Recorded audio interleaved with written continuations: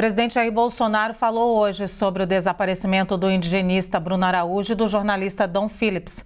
Durante a entrevista à Rádio CBN Recife, Bolsonaro disse que há indícios de que fizeram alguma maldade com eles. Vamos ver.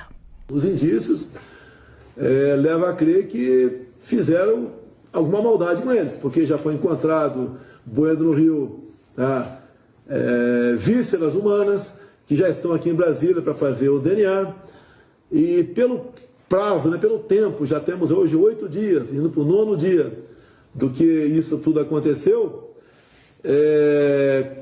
vai ser muito difícil encontrá-los com vida. Eu peço a Deus que isso aconteça, enquanto encontremos com vida, mas os informes, os indícios levam para o contrário no momento.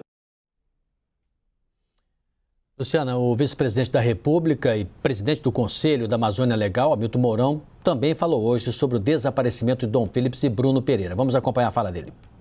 É um caso de polícia, uma região inóspita, afastada de tudo, na fronteira com o Peru, do lado peruano uma série de ilegalidades acontece, madeira, etc. e tal. Do nosso lado também. As duas pessoas entram numa área que é perigosa, sem pedir uma escolta, sem avisar efetivamente as autoridades competentes, passam a correr risco, Lamentavelmente é isso aí. Vamos torcer para que eles estejam com vida, tenham sido simplesmente, vamos dizer, aprisionados, seja lá o que for, ou conseguiram ser evadidos das pessoas que estavam tentando fazer algum dano a eles e estão vagando pelo dentro da selva. Um documento mostra que Bruno Araújo comunicou à FUNAI sobre a expedição. A notícia está no nosso site, lá da CNN. De acordo com o documento emitido pela FUNAI no dia 17 de maio, o indigenista foi autorizado a entrar em terra indígena e participar de reuniões. O jornalista Dom Phillips não é citado no documento e não teria participado de qualquer atividade no território. A autorização prévia da FUNAI para ingresso em terras indígenas tornou-se um protocolo necessário como parte das medidas sanitárias durante a pandemia da Covid-19 no Brasil. Vamos aprofundar ainda mais essa cobertura, Luciana, porque indígenas que moram na região onde Bruno Araújo e Dom Phillips desapareceram relatam ali pesca ilegal, ataques a tiros e outros problemas. 6 informes, inclusive, foram feitos ao Ministério Público Federal. Essa informação é do analista Leandro Rezende, que vem alertando todos os dias aqui sobre esse aspecto e os seus desdobramentos. Leandro, boa tarde e que informações você tem? Oi, Sidney, boa tarde para você, para a Luciana. Começando, infelizmente, uma semana já de expectativa para saber o que aconteceu com o Dom Phillips e com o Bruno. E a gente traz essa informação, são 6 informes que foram feitos pela União dos Povos Indígenas do Vale do Javari, a Unijava, que está atuando, inclusive, nas buscas. Desde domingo, quando eles pararam de dar notícias, o Bruno e o Dom Phillips, eles estão ajudando nas buscas e eles distribuíram uma série de informes que fizeram para o Ministério Público Federal, para a FUNAI, para a Polícia Federal, para várias autoridades brasileiras sobre ocorrências de crimes lá na região do Vale do Javari. O que esses informes eles demonstram? Demonstram, primeiro, que no local onde os dois sumiram havia uma atuação muito forte de pescadores que atuavam irregularmente, sobretudo para extrair o pirarucu, que é um peixe considerado nobre, um peixe importante da região amazônica, e com a atuação também de gente que dava tiro nos indígenas, que faziam um monitoramento nas áreas onde a FUNAI não estava totalmente presente. Então, os próprios indígenas começaram a fazer um monitoramento para evitar essa pesca ilegal. Além dessa troca de tiros, o nome, por exemplo, do Amarildo, que é uma das pessoas que está sendo investigada pelo sumiço do Bruno e do Dom Phillips, o nome Amarildo da Costa de Oliveira, é citado nesses informes feitos pelo Ministério Público Federal como sendo esse Amarildo suspeito do desaparecimento da dupla do Dom Phillips e do Bruno. Esse Amarildo é citado como autor de diversos atentados com armas de fogo contra uma base da FUNAI entre os anos de 2018 e também de 2019. Só para ter uma ideia do que essas informações passadas pelas autoridades dizem. Nos dias 15, 18 e 23 de março desse ano, a União dos Povos Indígenas relatou a presença de pescadores que ilegalmente atuavam atuavam na região e frequentemente estavam armados. E um dos casos, esse ocorrido no mês de abril, né, portanto, meses antes aí do desaparecimento do Dom Phillips e do Bruno, um desses casos, a equipe de indígenas que foi monitorar para ver o que estava acontecendo foi recebida com 7 disparos de armas de fogo. Ninguém morreu na ocasião, mas isso foi reportado às autoridades, que inclusive reconheceram que receberam as comunicações dos indígenas e abriram uma investigação. O Ministério Público Federal enviou uma nota dizendo que foi aberto um procedimento de apuração de todas essas denúncias, dessas 6 informações enviadas pela União dos Povos Indígenas do Vale do Javari, desde que essas representações chegaram lá no MPF, que o caso que o MPF começou a investigar, né, que essa investigação a partir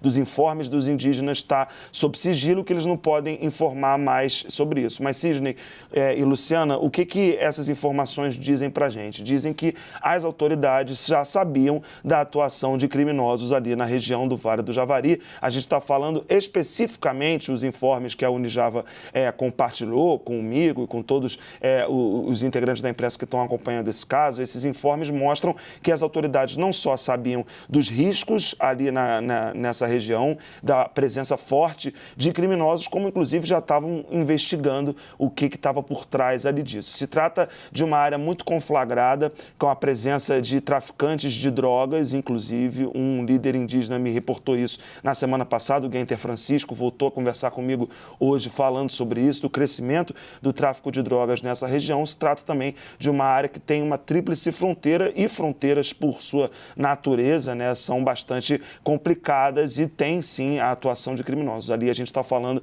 de a segunda maior terra indígena do país, com a maior concentração de povos isolados do mundo, numa área de 8,5 milhões de hectares que fica entre o Peru, o Brasil e a Colômbia. Então é um local conflagrado, as autoridades sabiam disso. Infelizmente, não há tempo de fazer algo que evitasse que o Dom e o Bruno sumissem. Luciana, se você me permite, sim. Pode ser uma pergunta para o Leandro? Pode sim. Muito rapidamente. Também tem uma pergunta para ele. Vai, Cid. Você pode fazer a sua, não há problema nenhum também. Eu faço logo a seguir.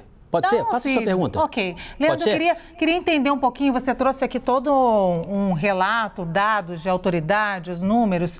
Eu queria entender um pouquinho também da sua percepção na conversa que você tem com lideranças indígenas, e você tem essas conversas diariamente. Quando a gente não estava falando desse caso, você sempre trazia aqui conversas que você mantém esse diálogo com suas fontes.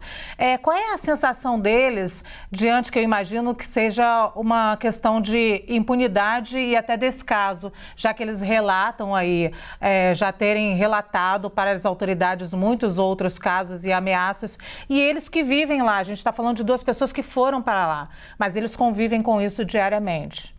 Luciana, vou trazer o que eu conversei com o Beto Marubo hoje, que eu acho que responde um pouco da sua pergunta. O que ele me disse, em resumo, né, de que o que está acontecendo com o Dom Phillips e com o Bruno, que foram para lá para reportar o que acontece no Vale do Javari, a gente está falando de um local que é fundamental para o planeta. Tem 26 povos isolados ali, ou de recente contato, que são guardiões da floresta, são os povos originários do Brasil que estão ali. E eles foram para lá para reportar uma realidade que é cada vez mais perigosa para os indígenas que ali estão.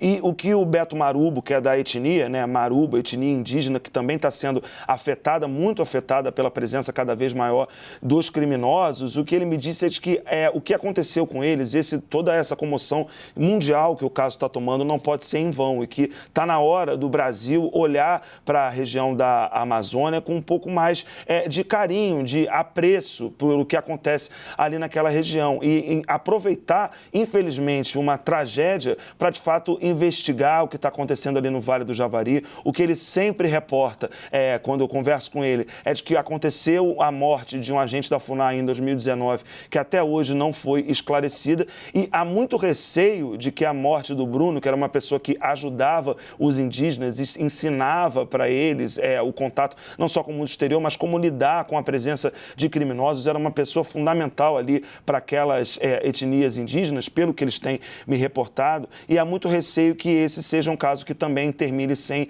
esclarecimento. Para você ter uma ideia, Luciana e Sidney, o Beto Marubo chegou a citar o caso da vereadora Marielle Franco, que até hoje está sem solução, um desabafo que ele me fez muito emocionado sobre a repercussão das investigações que a gente tem reportado exatamente há uma semana.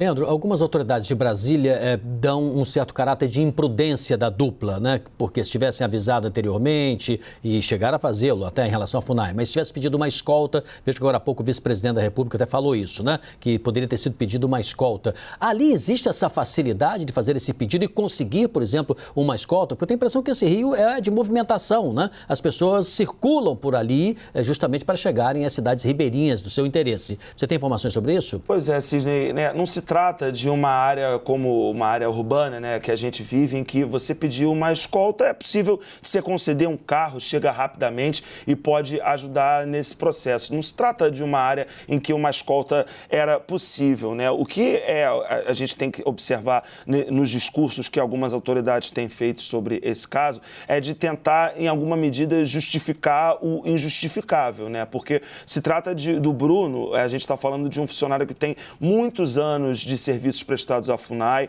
O Dom Phillips, inclusive, já esteve com o próprio Bruno nessa área do Vale do Javari. Então, não a gente precisa ter esse cuidado. O que os indígenas me reportam é que a área é tão conflagrada que 6 informes foram feitos para as autoridades entre abril e maio. E nada mudou, porque a gente está reportando um desaparecimento que aconteceu 1 mês depois exatamente do último informe feito às autoridades policiais. Então, se trata de uma área muito conflagrada ali e todo mundo está num clima de muita apreensão, porque depois que o clamor do caso passar, sabe-se lá o que pode acontecer. Ô, Leandro, bebe água e fica com a gente.